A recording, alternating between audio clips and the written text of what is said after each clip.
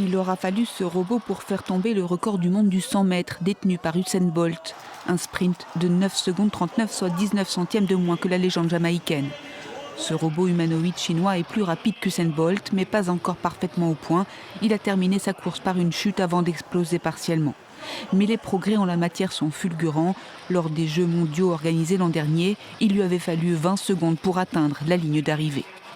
Le niveau de la compétition est bien plus élevé que l'année dernière, ce qui suppose pour nous le respect d'exigences importantes concernant la gestion de la batterie du robot et de ses limites thermiques.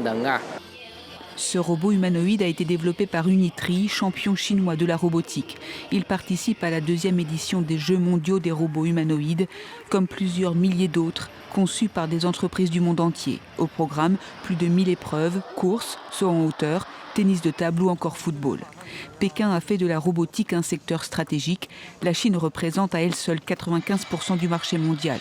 Les entreprises chinoises investissent massivement dans l'IA dite physique qui permet d'animer ce type de robot. Des entreprises comme Unitree s'en sortent extrêmement bien sur tous les plans, y compris dans les compétitions sportives.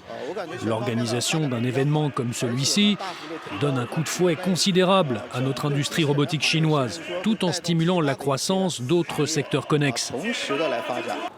Ce sont précisément ces secteurs connexes qui suscitent aujourd'hui la méfiance, en particulier les usages robotiques dans le secteur militaire chinois.